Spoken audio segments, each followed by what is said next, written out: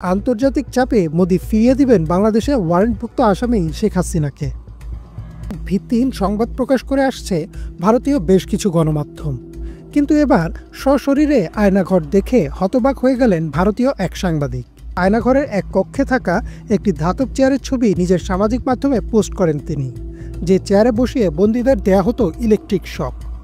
ছবির সাথে অর্ক লেখেন, এই চেয়ারটা দেখে রাখা জরুরি। ফ্যাসিবাদের জননী শেখ হাসিনার আয়নাঘরের একটি কক্ষে রাখা এই চেয়ার। আসসালামু আলাইকুম। হাসিনাকে ফেরত দিবে ভারত, এবার আমেরিকার চাপে, কারণ তারা দেখেছে আয়নাঘর। আর এই আয়নাঘর দেখে ভারতের সাংবাদিকরা পালাচ্ছে। খেলা হবে। চলেন আমরা প্রতিবেদনটা দেখে নিই। আজকের ভিডিওর ক্রেডিট হচ্ছে বাংলা ভিশন নিউজ। ভিডিওটি বেশি বেশি শেয়ার করবেন, নতুন হলে চ্যানেলটি সাবস্ক্রাইব করতে ভুলবেন না। তাহলে চলুন আমরা প্রতিবেদনটা দেখে নিই। শেখ হাসিনা পালিয়ে যাওয়ার পর থেকে একের পর এক ভিত্তিহীন সংবাদ প্রকাশ করে আসছে ভারতীয় বেশ কিছু গণমাধ্যম, কিন্তু এবার সশরীরে আয়নাঘর দেখে হতবাক হয়ে গেলেন ভারতীয় এক সাংবাদিক। 12 ফেব্রুয়ারি অন্তর্বর্তীকালীন সরকারের প্রধান উপদেষ্টা ডক্টর মোহাম্মদ ইউনূস আয়নাঘর খ্যাত বন্দিশালাগুলো পরিদর্শন করেন। সাথে উপস্থিত ছিলেন দেশ বিদেশের গণমাধ্যমের প্রতিনিধিরাও। প্রধান উপদেষ্টার এই পরিদর্শনের সঙ্গী ছিলেন ভারতীয় গণমাধ্যম ইনস্ক্রিপ্টের সম্পাদক অর্ক দেব। পরিদর্শন শেষে আয়নাঘরের এক কক্ষে থাকা একটি ধাতব চেয়ারের ছবি নিজের সামাজিক মাধ্যমে পোস্ট করেন তিনি, যে চেয়ারে বসিয়ে বন্দীদের দেয়া হতো ইলেকট্রিক শক। ছবির সাথে অর্ক লেখেন, এই চেয়ারটা দেখে রাখা জরুরি। ফ্যাসিবাদের জননী শেখ হাসিনার আয়নাঘরের একটি কক্ষে রাখা এই চেয়ার। হাই ভ্যালু বন্দীদের ইলেকট্রিক শক দিতে ব্যবহার করা হতো এই চেয়ার।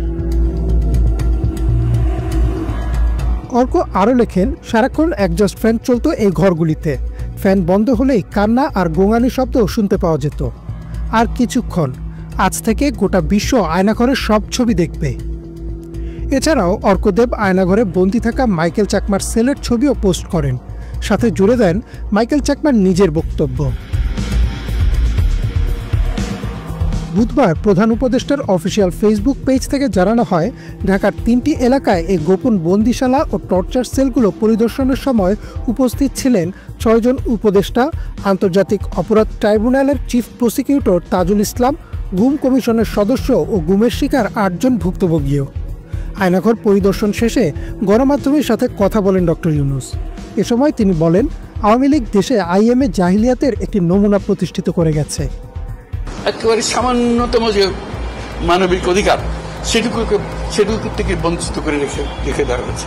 আজকে এটা জাতির জন্য একটা বড় চূড়ান্ত রকমের একটা ডকুমেন্ট হবে। আপনাদের সাক্ষী রেখে আপনাদেরকে নিয়ে এসে আমরা শরিক হলাম এটাতে। যারা এই ভুক্তভোগী তাদের সঙ্গে কথা বললাম, কয়েকজনের সঙ্গে। ভুক্তভোগীদের সংখ্যা আমার জানার মতো 1700 প্লাস, 1750 প্লাস এরকম যারা ভুক্তভোগী। ওই যে খুপড়ির মধ্যে তাকে রাখা হয়েছে। গ্রামে তো মুরগির খাঁচা চেয়ে বড় হয়, এরকম অবস্থা। মুরগিও নড়াচড়ার যেরকম জায়গা পায় না, ওরও নড়াচড়ার কোনো জায়গা নেই। ওকে অবস্থায় রাখা হয়েছে, মাসের পর মাস, বছরের পর বছর তাকে অবস্থায় রাখা হয়েছে। এদিকে জাতিসংঘের তথ্যানুসন্ধান দল জুলাই অভ্যুত্থানে ঘটে যাওয়া নৃশংস গণহত্যায় বিগত সরকার প্রধান শেখ হাসিনা সহ অনেকের বিরুদ্ধে গুরুতর মানবাধিকার লঙ্ঘনের প্রমাণ পেয়েছে। জাতিসংঘের মানবাধিকার হাই কমিশনার ভলকার টার্ক 12 ফেব্রুয়ারি সুইজারল্যান্ডের জেনেভায় এক সংবাদ সম্মেলনে এই রিপোর্ট প্রকাশ করেন। 114 পৃষ্ঠার এই রিপোর্টে জুলাই-আগস্ট মাসে বাংলাদেশে ঘটে যাওয়া গণহত্যায় সরাসরি শেখ হাসিনার সম্পৃক্ততা উঠে আসে। There are reasonable grounds to believe পুরনো সরকারের কর্মকর্তারা, তাদের নিরাপত্তা ও গোয়েন্দা সংস্থা এবং আগের শাসক দলের সদস্যরা গুরুতর ও পরিকল্পিত মানবাধিকার লঙ্ঘনের সাথে জড়িত রয়েছেন এমন বিশ্বাস করার যথেষ্ট কারণ আছে।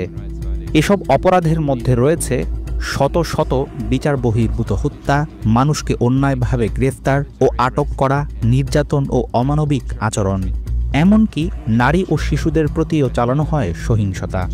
এসব ঘটনা ঘটানো হয়েছে আগের রাজনৈতিক নেতৃত্ব ও শীর্ষ নিরাপত্তা কর্মকর্তাদের জ্ঞাতসারে, সমন্বয়ে ও তাদের নির্দেশে। মূলত আন্দোলন দমন করা এবং ক্ষমতা ধরে রাখাই ছিল এর লক্ষ্য। জাতিসংঘের প্রতিবেদনে জুলাই আন্দোলন দমনে গণহত্যায় সরাসরি শেখ হাসিনার যুক্ত থাকার প্রমাণ সামনে আসার পরও কি তাকে শেল্টার দিয়ে যাবে ভারত? নাকি আন্তর্জাতিক চাপে মোদি ফিরিয়ে দিবেন বাংলাদেশে ওয়ারেন্টভুক্ত আসামি শেখ হাসিনাকে? ফিরিয়ে দিবে। সাবাস ডক্টর মোহাম্মদ ইউনূস, আপনি এগিয়ে যান। সমস্ত বাংলাদেশের মানুষ কিন্তু আপনার দিকে চেয়ে আছে। আপনি হেরে গেলে সব শেষ। ময়ূক, এখন আয়নাঘর দেখে তুমি কি বলবা? এখনো কি তোমার নাচানাচি বন্ধ হবে না, নাকি এখনো তুমি মলম বিক্রি করে দেবা? কোনটা করবা? বেছে নাও। এখন তো তুমি লজ্জায় আর নাচানাচি করতে পারবা না। ভিডিওটি শেষ করলাম। ভিডিওটি বেশি বেশি শেয়ার করবেন। নতুন হলে চ্যানেলটি সাবস্ক্রাইব করতে ভুলবেন না। সবাই ভালো থাকবেন, সুস্থ থাকবেন। আসসালামু আলাইকুম।